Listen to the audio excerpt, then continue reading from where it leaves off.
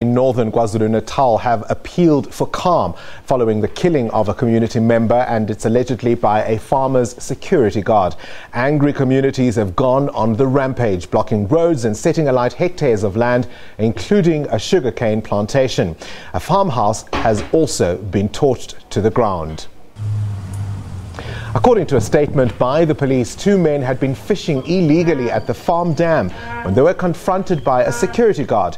A request to leave resulted in an altercation that led to the fatal shooting of 30-year-old Spamandla Xulu. A second man escaped unharmed. The security guard has been arrested on a charge of murder and is in police custody. Police say the situation remains volatile. Well, joining us now on the line for the latest is the spokesperson for the National Police Commissioner, Brigadier Vishnu Naidoo. Good evening to you, rather, and thank you for talking to us. The situation, as I said in my introduction, remains tense in Eshowe. What's the latest? A very good evening, Bongani, and thank you for the opportunity. Well, the situation, I have to say now, is much better than what it was earlier in the day. It was tense earlier. But it's come now after having deployed various disciplines of the South African Police Service in the area. We've mobilized members from the Public Order Police as well as the Tactical Response Team to complement and augment the already existing security force there, which is the local cluster and local police station members.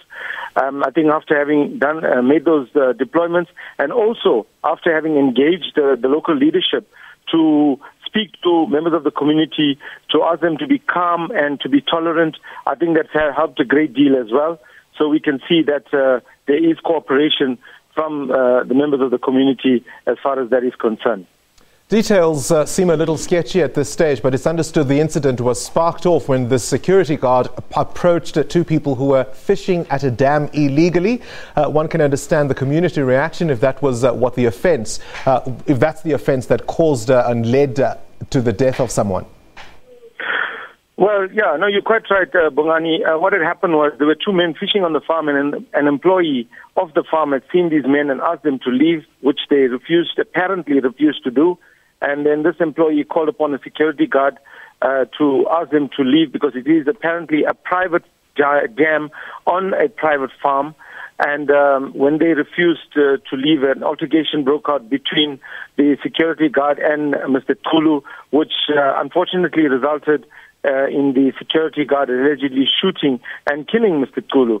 And apparently because of this now, the communities mobilized, and then they started to set up barricades on the R66 road, which is one of the main roads in the area, followed by the torching of a farmhouse and the neighboring farms, which are predominantly sugarcane plantations.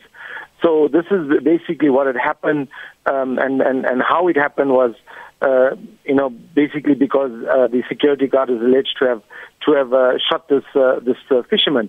But what's very concerning is that the police have arrested this suspect, the security guard, and after having arrested the suspect, that was an indication already that the law is taking its course. But still, the community mobilized, and this is what we really couldn't understand. But we are glad that the situation has reached some degree of calmness now.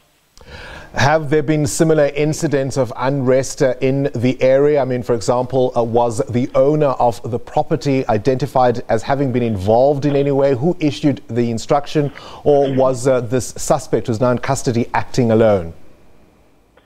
Well, no, there's no evidence or information at this stage that there were any other parties involved except for one of the employees and the security guard. So there was no. From what we know, after this incident happened, there were other farmers that were affected because their farms had caught light as well.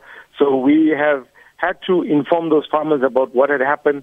But so far, in terms of the people that were actually directly involved in this, it's just the security guard and Mr. Xulu and Mr. Xulu's one friend who managed to escape or run away from the scene uninjured. All right, we'll keep you with those details there. Brigadier Vishnu Naidoo, their police spokesperson, on the line. Now, Cabinet has